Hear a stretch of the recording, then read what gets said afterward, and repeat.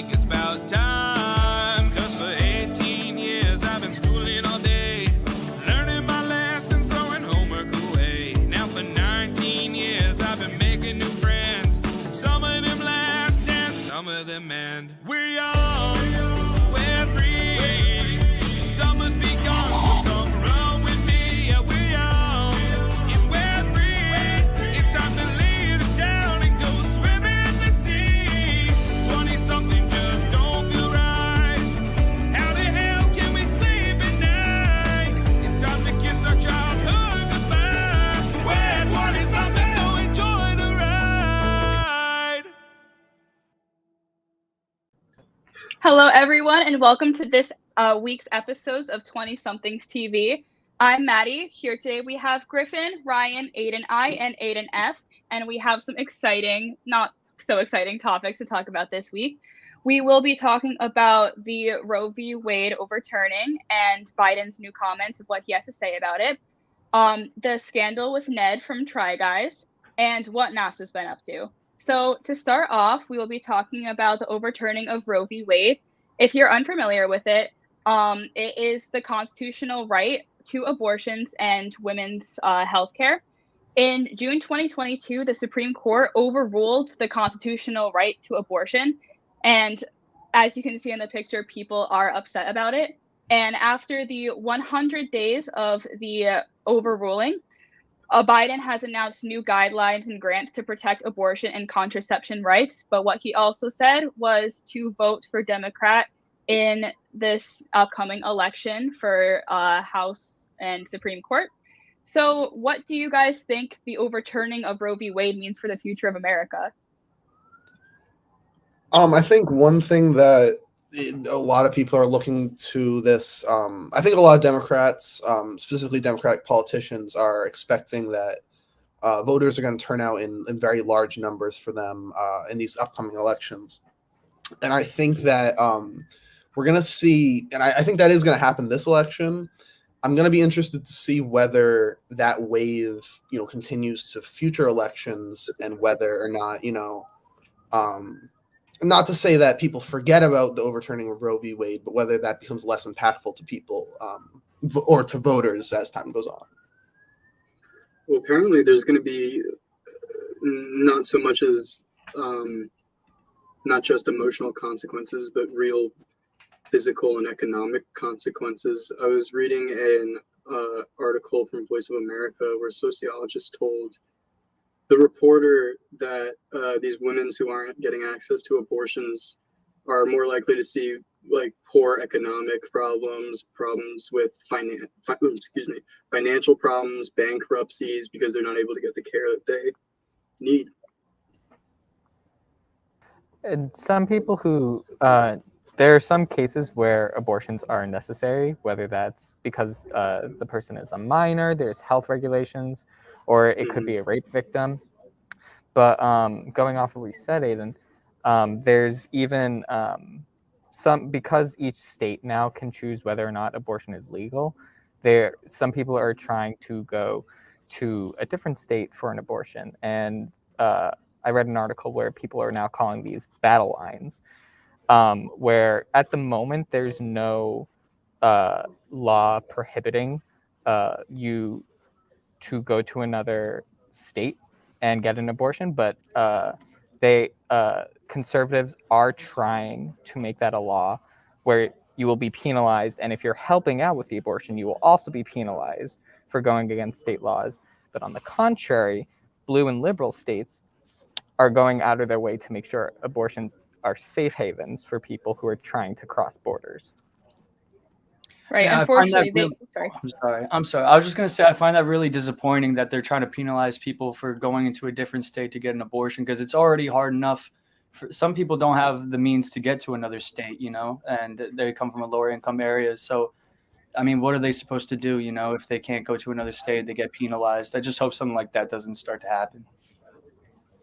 Right. And unfortunately, the Supreme Court overturned legal abortions. Therefore, people are just going to find other ways to do it illegally, and they're going to die probably. That's the worst case scenario, obviously, but people are going to get sick, they're going to die, they're going to just, it's not going to be helpful for anybody.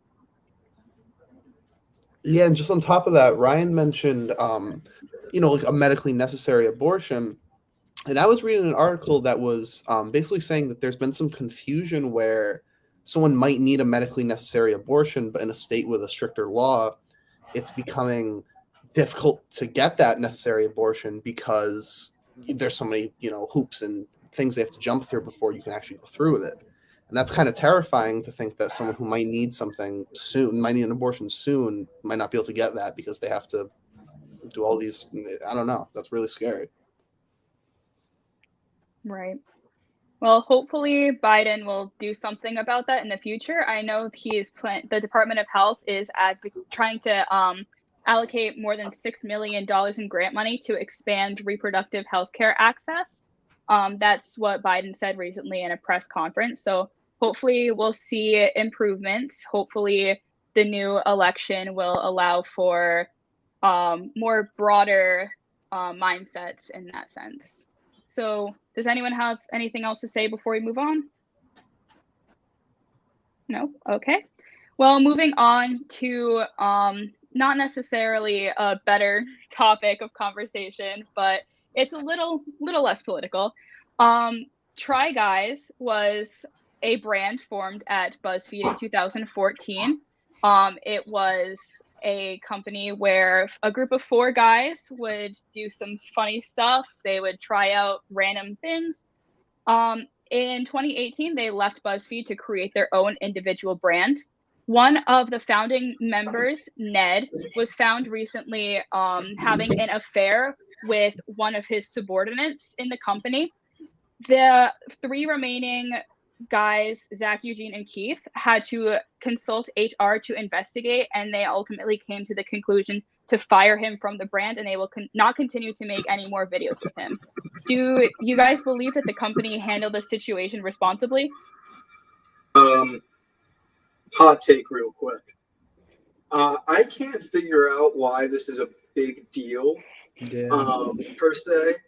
Like, I guess so, that I guess. I mean, I feel like it's a little bit extreme for you to be fired for a consensual relationship, which at the end of the day, it was cheating, but at the end of the day, it was still a consensual relationship.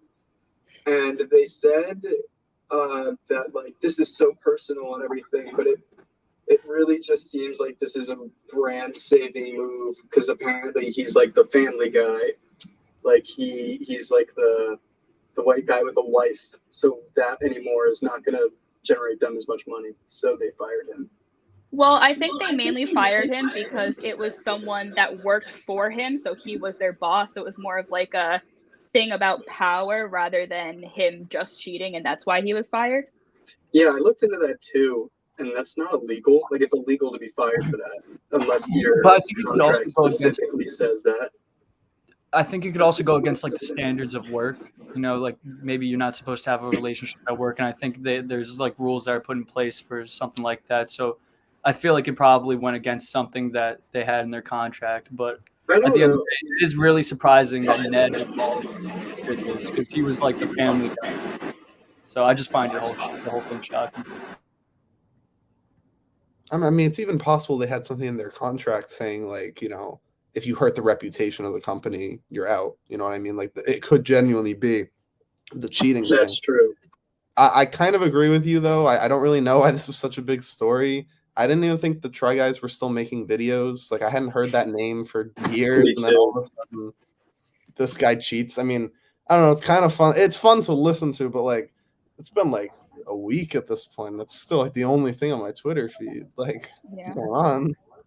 Going off that, it's just like these were not small YouTubers, but these were BuzzFeed creators, and it's so interesting to see like some getting this situation getting blown up to this big of a proportion, to the point where an SNL did a skit on it. And I do think that there is something there. Like, I know for a fact that the SNL skit was targeting Gen Z culture and how obsessed we are about self-image, and like the world as a whole and like repercussions and cancel culture. But if you look at the past, we're not the only generation to do this. Millennials had Chris Brown and Rihanna, that situation that blew up, and many more in the 2000s. And then going back even further, you have the whole Clinton situation. So we're just having this reaction in this type of environment that's way more magnified. So it's not just unique to Gen Z. You mentioned cancel culture. I know we talked about that like a few episodes ago, but do you think that like, because recently in the media we've seen now Ned is the most recent one, but we've seen Adam Levine cheat on his pregnant wife. We've seen John Mulaney cheat. I feel like there's another one that I'm missing. Do you think that all these men that are found more recently, rather than like, you know, the Chris Brown situation, do you think they're going to be facing further repercussions in their careers in the future? This dude is 100%. Ned, 100%. Because that's his like whole shtick, is him being him and his wife, and now he ruined that. So, I mean, you get canceled for anything these days, and I think that's enough to do it, especially if that's your whole online persona. Right, absolutely. Cancel culture can weaponize even the smallest thing. It's unfortunately part of our society right now, but it's gotten to a point where things are to an extent blown out of proportion, but it will affect the individual's brand. But at the end of the day, they are still going to have a cult following.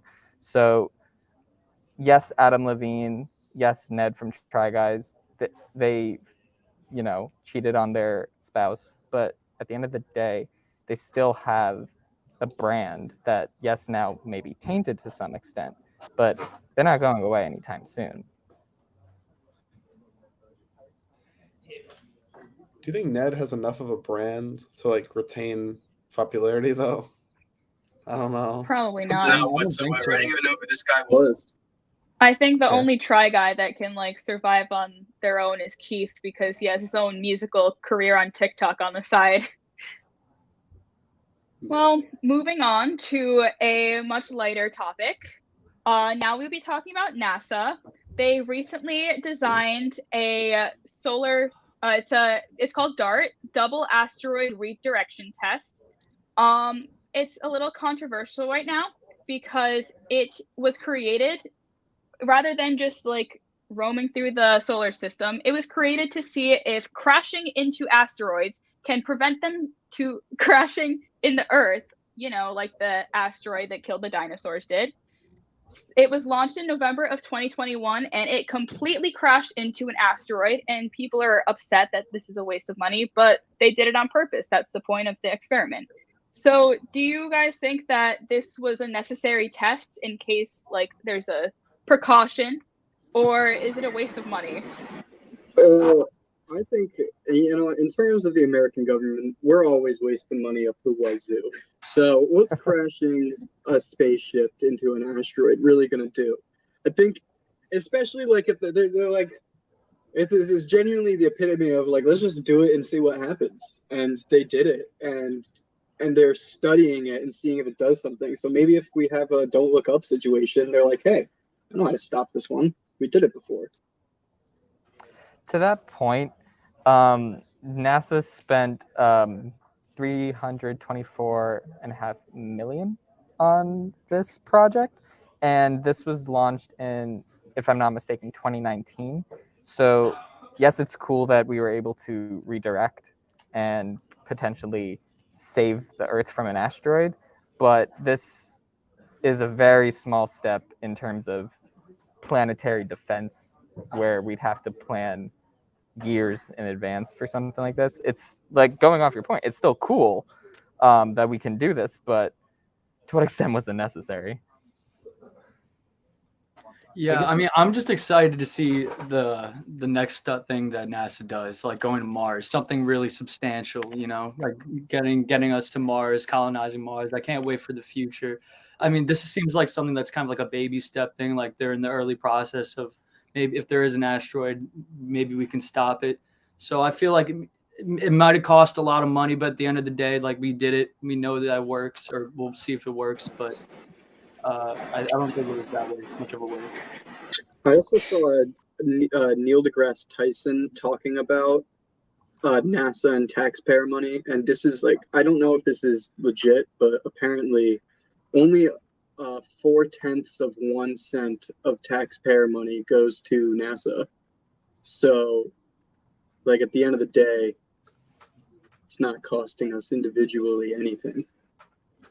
But I don't know if that is factual or not. But it's Right, Neil. it's more Neil of deGrasse the, Tyson, like, so. how many times do we risk an asteroid hurtling towards Earth, though? Yeah, I kind of think of it like you know, like a Honda, right? They'll crash a car into a wall to see if it can survive, you know. And sure, it's a waste of a car, but like they're running tests on it, right? They're learning stuff from it. So Things are coming from it, yeah. yeah, this is like, obviously this is much more expensive than a car. 323 million is a lot, but like, I don't know. Is it a small step? Yeah, but I think it's a necessary one to maybe getting to the bigger and more exciting things. Yeah. Does anyone have anything else to add? This feels like a All filler right. episode for NASA's development. Just gonna throw that out there. Honestly, yeah. Well, I'm sure they're, going to come up with greater things in the future, but for now, that's what they're showing us. Well, that's all we have for this week's episode.